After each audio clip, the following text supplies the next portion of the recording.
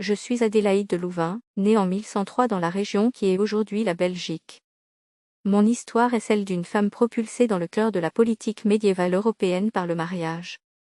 Mon destin a pris une tournure majeure en 1121, quand, à l'âge de 18 ans, je suis devenue la deuxième épouse du roi Henri Ier Beauclerc d'Angleterre. Henri était déjà un homme d'expérience et de pouvoir, ayant accédé au trône en 1100. Il était un roi intelligent, habile en politique et en guerre. Son premier mariage avec Mathilde d'Écosse avait produit 2 enfants, Mathilde, née en 1102, et Guillaume Adelin, né en 1103. Mathilde, ma belle-fille, était destinée à jouer un rôle crucial dans l'histoire, tandis que la mort tragique de Guillaume en 1120 allait profondément marquer la monarchie anglaise. J'ai épousé Henri à la cathédrale de Windsor, et ce mariage, bien que stratégique, m'a offert une place prééminente à la cour anglaise. À cette époque, Henri était confronté à la nécessité d'assurer sa lignée royale après la mort de Guillaume dans le naufrage de la Blanche-Nef. Ce tragique événement avait laissé le royaume sans héritier mâle direct, une situation périlleuse pour toute monarchie. Henri avait mis ses espoirs sur ses enfants issus de son premier mariage.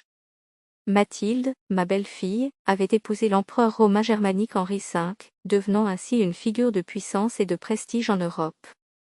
Son frère Guillaume, héritier présomptif, était censé consolider la dynastie, mais son décès prématuré dans la mer glaciale a bouleversé ses plans. Mon mariage avec Henri n'a malheureusement pas produit d'enfant.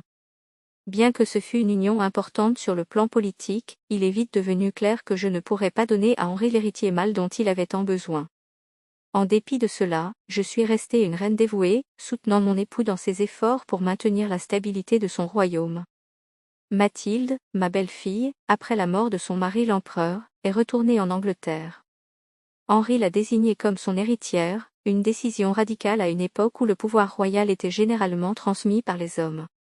Mathilde était une femme forte, intelligente et déterminée, des qualités nécessaires pour naviguer dans le monde tumultueux de la politique médiévale.